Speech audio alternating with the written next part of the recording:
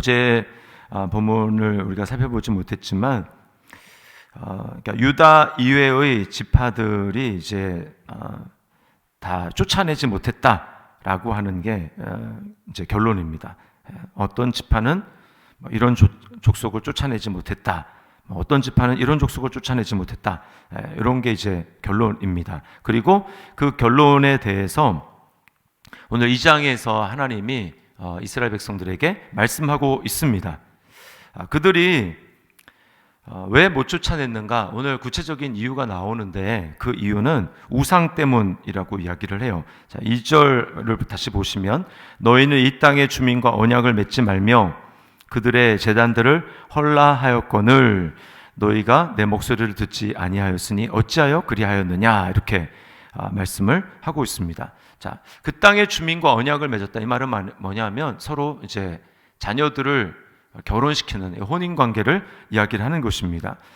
결혼하고 혼인이 된다는 것은 그 다음 모든 것을 함께 공유하는 그런 관계가 됐다라는 것이죠. 그래서 이것은 단지 혼인으로 그치는 것이 아니라 그 당시에 가장 문화의 핵심이라고 말하는 섬기는 그들이 섬기는 신, 그 신도 함께 인정할 수 있다라는 그런 의미가 되는 겁니다. 그리고 또 제단을 헐지 않았다, 우상을 받아들였다라는 것이죠. 그래서 뭘 이야기하느냐면 지금 이때까지 이스라엘 백성들이 전쟁을 하고 올 수 있었던 그 비결은 이 전쟁은 사람의 전쟁이 아니라는 것입니다. 이 전쟁은 하나님의 전쟁이었어요. 그러므로 이 전쟁의 성공하느냐 실패하느냐를 가늠하는 가장 중요한 건 뭐냐면 이들이 거룩한가라고 하는 것입니다. 하나님이 이들 편에 온전히 서 계셔서 그래서 이 전쟁을 승리할 수 있느냐라고 하는 것이 관건이었어요. 거룩하지 않으면 하나님이 일하시지 않으시죠. 그래서 뭐라고 말씀합니까? 3절 앞부분에 보면 그러므로 내가 또 말하기를 내가 그들을 너희 앞에서 쫓아내지 아니하리니. 그러니까 그들이 할 수 없었던 게 아니라 하나님이 우상을 섬기는 그들의 모습을 보고 그 땅의 주민들을 쫓아내지 않은 것입니다. 하나님의 전쟁이에요. 하나님의 전쟁. 여러분, 그럼 우리에게 이 말씀이 어떤 의미가 있을까요? 우리에게 우상은 무엇일까요? 우리는 제단을 회파하라 하는 걸 듣고 오늘날 예를 들면 불교 어떤 절에 가가지고 불상을 깨뜨리고 그래야 될까요? 그게 아닙니다. 또 믿지 않는 자들과 전혀 결혼을 하지 말아야 될까요? 물론 그럴 수도 있겠지만 그것보다 더 깊은 의미가 여기 우상에 있는 거예요. 자, 우상은 무엇입니까? 우리에게 우상은 하나님 아닌 것들을 하나님의 자리에 높여서 마치 하나님만이 주실 수 있는 것을 우리가 하나님 아닌 것에서 추구하는, 받으려고 하는 그 모든 것들이 다 우상입니다. 하나님은 우리에게 무엇을 주십니까? 하나님은 우리에게 참 생명을 주시고 참 만족을 주시고 참 기쁨을 주시고 영원한 것들을 하나님이 우리에게 주실 수 있어요. 그런데 우리가 나도 모르게 하나님 아닌 것들, 모든 대상이 다 될 수 있습니다. 그리고 그 마음에 내가 어떤 마음의 동기로 가지고 그것을 추구하는가, 그게 다 우상이 되는 거예요. 나는 이 땅에서 편안한 삶을 사는 것, 누가 뭐래도 나는 간섭받지 않는 편안한 삶을 사는 것, 그런 동기가 될 수도 있고, 또 나는 어떤 것으로부터 항상 인정을 좀 받아야 되겠다, 사람이 될 수도 있고, 또 여러 가지 많은 환경들을 통해서 내가 나는 이런 사람이다 라고 하는 어떤 인정을 받는 것, 그리고 또 모든 것들을 다 내가 주도해가지고 내 마음대로 좌지우지하는 그런 삶을 나는 원한다. 이런 마음속의 동기를 가지고 그게 돈이 되었든지, 돈을 가지고 나는 좀 편안한 삶을 누려보겠다, 또 아니면 배우자나 아니면 자녀들, 어떤 관계들, 그런 것들 통해 가지고 내가 내 마음속에 있는 어떤 추구하는 그런 목표를 이루어보겠다, 그것을 통해서 나는 만족한 삶을 살아보겠다라고 해서 거기에 궁극적인 의미를 부여해서 내가 이러해야지 나는 만족할 수 있고 이러해야 나는 행복할 수 있다라고 얘기하는 것. 근데 거기에 하나님이 아닌 다른 것이라면 그것은 다 우상이 되는 겁니다. 궁극적인 내가 추구하는 궁극적인 의미들이에요. 자, 이 모든 것들은 잘못된 토대 위에 세워졌기 때문에 구원받는 성도들에게 하나님은 이것을 절대로 그냥 내버려 두지 않습니다. 정말 그 영혼이 구원받았다면 하나님이 믿지 않는 사람들과 믿는 성도들의 차이가 뭐냐? 내버려 두느냐 내버려 두지 않느냐, 그 차이입니다. 로마서 1장을 보세요. 하나님이 그냥 상실한 마음 그대로 내버려 두십니다. 그래서 그들이 하는 모든 것들을 그냥 다 할 수 있도록 그렇게 내버려 두세요. 그러니까 내버려 두는 것은, 그거는 이제 내버려 두니까 내가 원하는 대로 일이 잘 풀리고 그렇게 되는구나. 그것은 복이 아니고 저주입니다. 저주. 내 삶 가운데 내버려 둔다, 그건 저주예요.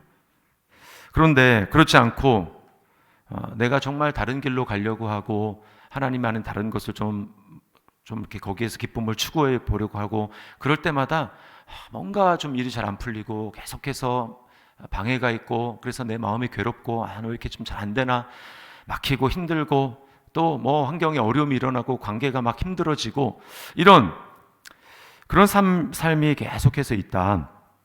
그것은 저주가 아니고 그게 바로 복이라는 것입니다. 하나님이 깨닫게 하시는 거예요. 그래서 계속해서 실망하게 하시는 것입니다. 그래서 우상을 우리가 추구하게 될 때 우리에게 나타난 일은 뭐냐면 계속해서 실망하는 거예요. 힘든 것입니다. 3절 하반절에 뭐라고 얘기를 합니까? 3절 하반절에 보면 그들이 너희 옆구리에 가시가 될 것이며 그들의 신들이 너희에게 올무가 되리라. 가시가 된대요. 가시가. 옆에 옆구리에 가시가 되니까 어떻습니까? 조금만 잘못 움직이면 찔려서 아프잖아요. 계속해서 아프고 고통스러운 것입니다. 그래서 하나님이 깨닫게 하시는 거지. 그걸 통해 가지고 나를 섬기는 것과 나를 온전히 섬기는 것과 다른 것을 섬기는 것 사이에 너가 정말 뭐가 편하고 뭐가 정말 행복한가라고 하는 것을 하나님이 알게 하시는 것입니다. 그래서 계속해서 실망하게 하시고 계속해서 괴롭힘을 당하게 하세요. 하나님 아닌 것에서 행복과 의미와 기쁨을 찾으려고 할 때 하나님은 번번이 그것을 막으시는 것입니다. 우리가 이것을 하나님의 사랑으로 알아야 돼. 하나님의 사랑으로 알고 이게 정말 나를 사랑하시기 때문에 하나님이 이런 것을 통해서 나에게 진짜 복을 깨닫게 하시는구나 라고 하는 것을 알아야 되는 것입니다. 우리 주변에 보십시오. 하는 것마도 잘 되고 가정도 적당히 행복하고 별로 아쉬울 것이 없는 사람 절대 하나님 찾지 않습니다. 이게 인간이에요. 우리 분명히 그걸 알아야 됩니다. 그래서 집사님 보니까 어떤 분은 그러니까 요즘에 참 힘든데 하나님이 기도할 제목을 계속 주셔서 감사하다, 이런 말을 하시더라고요. 그게 믿는 사람들이 할 수 있는 고백인 것입니다. 정말 깨닫는 사람 할 수 있는 고백이죠. 안 믿는 사람 누가 그런 고백을 하겠습니까? 다 잘 되기를 바라죠. 그런데 오늘 이제 설교 제목이 소리 높이 울다라는 제목이에요. 소리 높이 울다. 자, 근데 오늘 이스라엘 백성들은 좀 뒷북치는 울음이었습니다. 하나님이 그들에게 이제 내가 너희를 쫓아내지 않겠다. 그러니까 그들이 이제 눈물을 흘리고 소리 높이 울었다고. 그래서 그 지명의 이름을 울었다라고 해서 우는 자들이라는 뜻에서 이 복임이라고 지었습니다. 근데 우리가 이왕이면 하나님이 우리를 믿는 성도로 삼으셔서 내가 하나님 아닌 다른 것들을 추구하면 그 길을 막으셔서 괴롭게 하시고 옆구리를 찌르는 그런 고통을 당하게 하시는데, 그렇다면 우리가 그런 것들을 잘못된 길로 가다가 찔리고 그래서 고통스러워서 우는 것보다 우리는 정말 하나님의 뜻을 행하다가 이제 눈물을 흘리는, 똑같은 눈물이지만 똑같은 괴로움을 당하는 것은 똑같지만 내가 하나님과 반대되는 길로 가다가 하나님의 징계 때문에 고통스러워서 눈물을 흘리기보다는 우리가 먼저 하나님의 뜻을 적극적으로 순종하다가 그래서 고난당하고 힘들어서 때때로 눈물을 흘리는, 우리는 그런 눈물을 흘리는 것이 성도로서 바람직한 길이라는 거죠. 자, 그러면 우리가 눈물을 흘리는 거, 우리 지난번에 팔복 다시 한번 좀 떠올려 보시면 애통하는 자가 복이 있다고 그렇게 말씀했지 않습니까? 애통하는 자는 복이 있나니 그들이 위로를 받을 것이다, 이렇게 말씀을 하셨어요. 그래서 우리가 정말 그 애통하는 게 뭡니까? 미리미리 내가 날마다 말씀 앞에 나아가서 나의 죄를 바라보면서 또 나의 연약함을 바라보면서 하나님 앞에 눈물을 흘리는 것이죠. 하나님의 내가 감당해야 될 사명은 너무나 참 거대하고 또 기준이 높고 참 감당해야 될 것들이 많은데, 그러나 그 사명을 담아내기에 내 그릇이 너무나 작고 연약하고 부족하고 그러지 않습니까? 그런 나 자신을 바라보면서 하나님 앞에 눈물 흘리며 우는 것이죠. 하나님, 내가 이것밖에 안 됩니다. 그러나 주님의 사역은 너무나 큽니다. 주님, 나를 불쌍히 여겨주시고 은혜를 베풀어 주십시오 라고 하는 것 때문에 우리가 우는 것, 이게 바로 좀 적극적인 의미에서의 눈물이라고 할 수 있겠습니다. 또 나의 죄를 바라보면서 하나님 앞에 눈물을 흘리는 것이죠. 그런가 하면 또 무엇입니까? 우리가 주님의 말씀을 기억하는 것이죠. 주님이 뭐라고 말씀합니까? 너희와 너희 자녀를 위해서 울라. 너희와 너희 자녀를 위해서 울라. 주님 십자가를 지고 가면서 그렇게 말씀하셨어요. 우리 자녀를 위해서 울어야 됩니다. 그게 오늘 이제 6절부터 10절이 이야기하는 거예요. 6절부터 10절 뭡니까? 여호수아와 함께 했던 장로들, 그들이 살았을 때는 자녀들이 이스라엘 백성들이 하나님을 섬겼는데 그 1세대들이 다 죽고 나니까 어떻습니까? 그 다음에 뭐예요? 여기 이제 10절 말씀에 그 세대의 사람도 다 그 조상들에게로 돌아갔고 그 후에 일어난 다른 세대는 여호와를 알지 못하며 여호와께서 이스라엘을 위하여 행하신 일도 알지 못하였더라. 여러분, 이 상황 때문에 울어야 되는 것입니다. 나는 하나님을 아는데 우리 자녀들은 하나님을 경험하지 못한 것 같아. 여러분, 그러면 이것 때문에 울어야죠. 이게 바로 적극적인 의미에서의 눈물이라는 것입니다. 뒷북치는 울음이 아니고 미리 이 영적인 기류와 상황을 보면서 하나님, 어쩌다가 지금 상황이 이렇게 되고 있습니까? 어쩌다가 지금 우리가 살고 있는 이 시대가 이렇게 되었습니까? 어쩌다가 우리 자녀들이 이런 모습이 됐습니까? 라고 하는 것들을 바라보면서, 영적으로 바라보면서 그것을 가지고 눈물을 흘리는 것입니다. 여러분, 지금 시대는 갈수록 강팍해지고 우리 선조들의 믿음에 비해서 우리는 정말 헌신이 너무나 부족하고 그런 것들을 목사님 저도 느낍니다. 제 자신도 마찬가지고요. 그러나 이 세대는 점점 더 악해지고 그런 상황 가운데 살고 있어요. 그렇다면 우리가 해야 될 것은 딱 하나밖에 없습니다. 하나님 앞에 눈물을 흘리는 거죠. 하나님, 내가 과연 내 믿음의 선조들보다 하나님 앞에 더 열심을 내고 하나님 앞에 정말 그런 열정을 가지고 기도하고 주님의 은혜를 간구하고 있습니까?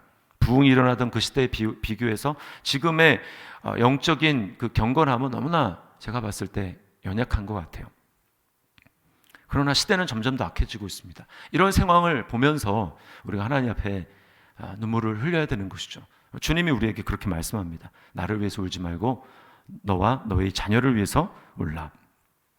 그래서 우리는 징계를 당하고 우상을 섬기기 때문에 하나님의 징계를 받아서 그래서 인생이 너무 슬프다, 그래서 우는 것이 아니라 적극적으로 주님의 사명을 감당하다가 눈물을 흘리고 연약한 나 자신을 보면서 눈물을 흘리고 그래서 하나님의 도우심을 구하고 긍휼히 여기심을 구하고 또 이 세대에 점점 악해가는 이 세대, 그리고 그 세대에서 믿음 생활을 해가는 우리의 자녀들, 우리의 모습, 이것 때문에 하나님 앞에 눈물을 흘려야 하는 것입니다. 그러나 여러분, 기억할 것은 우리의 이 슬픔, 눈물은 소망 없는 눈물이 아니라는 거예요. 하나님, 이제 장을 넘겨보세요. 너무나 지금 슬프지만 하나님은 이스라엘 백성들을 버려두지 않습니다. 사사들을 일으켜서 하나님의 구원을 이루어 가세요. 그들이 고통스럽게 부르짖을 때마다 야, 니네가 잘못했으니까 니네 당해봐야지 라고 그들을 내버려두는 것이 아니라 하나님은 사사를 일으켜서 그들의 삶에 구원의 은혜를 베풀어 주십니다. 여러분, 우리를 한번 생각을 해보십시오. 우리에게 있어서 진정한 사사는 예수님이죠. 그 사사, 이스라엘 백성들의 사사는 계속 바뀝니다. 또 죽고 또 타락하고 그러지만 우리에게 있는 사사이신 예수 그리스도는 죽지 않으십니다. 영원히 우리와 함께 하시고 지금도 우리 삶 가운데 함께 하셔서 우리 삶을 이끌어 주시는 거예요. 그리고 우리가 기도하고 나갈 때 주님께서는 우리에게 어떻게 하십니까? 그들이 위로를 받을 것이요, 우리에게 위로하시며 내가 있다라고 내 손을 붙들라고 우리에게 말씀하시며 용기를 주시고 격려하시고 우리로 하여금 그 주님을 바라보며 영원한 하나님 나라를 바라보며 우리로 소망 가운데 그 길을 걸어가게 하시는 분이 바로 우리 주님이십니다. 그러니까 여러분, 이왕이면 우리가 이 세상을 살아가는데 짧은 생을 살아가는데 우리가 어떻게 살아야 되겠습니까? 이 세상에서의 만족을 추구하는 우상을 섬기는 것이 아니라 우리에게 진정한 기쁨과 만족이 되시는 예수님, 그 예수님을 바라보면서 우리가 사명을 감당하다가 괴로움을 당하고 그것 때문에 하나님 앞에 눈물을 흘리고, 또 이 세대를 바라보면서 주님 대신 주님의 그 시각을 가지고 이 세대를 바라보며 또 우리 자녀들을 바라보면서 눈물을 흘려 기도하는 것이죠. 그럴 때 시편 127편인가요? 거기 보면 이런 말씀 있죠. 눈물을 기쁨의 단을 거두리로다. 갑자기 생각이 안 나네요. 이거 지금 생각난 거라. 눈물을 흘리며 씨를 뿌리는 자는 기쁨으로 그 단을 거두리로다. 우리에게는 소망이 있습니다. 우리에게는 약속이 있어요. 그렇게 우리가 눈물로 씨를 뿌림으로 기쁨의 단을 거두는 소망의 기쁨을 얻는 그런 저와 여러분이 될 수 있기를 주님의 이름으로 축원합니다. 기도하겠습니다. 하나님 아버지 감사합니다. 오늘 이스라엘 백성들의 삶을 보면서 우리는 같은 눈물을 흘리더라도 우상을 섬기기 때문에 징계를 당하는, 그래서 괴로워서 우는 것이 아니라 우리가 사명을 감당하다가 또 이 세대를 바라보면서 또 우리 자녀들의 모습을 보면서 하나님 앞에 하나님의 마음으로 눈물을 흘리는 자들이 되기를 원합니다. 주여 우리에게 주님의 마음을 부어 주시옵소서. 주님의 마음으로 주님 나 자신을 보게 하시고 이 세대를 바라보게 하시고 우리의 자녀들, 우리의 다음 세대를 바라보며 눈물을 흘려 기도할 수 있도록 인도하여 주시옵소서. 주님, 정말 눈물로 씨를 뿌리는 자는 기쁨으로 그 단을 거두리로다 말씀하신 대로, 또 위로를 받을 것이라고 말씀하신 대로 주님, 세상의 위로가 아니라 주님의 위로가 넘치는 이 복된 새벽이 될 수 있도록 인도하여 주시옵소서. 그래서 다시 한번 나를 바라보고 절망하는 것이 아니라 주님 바라보며 영원한 하나님 나라를 바라보며 다시 한번 소망 가운데 힘을 내 걸어가는 우리 모두가 될 수 있도록 인도하여 주시옵소서. 주께 모든 영광 올려드리며 예수님의 이름으로 기도드리옵나이다. 아멘.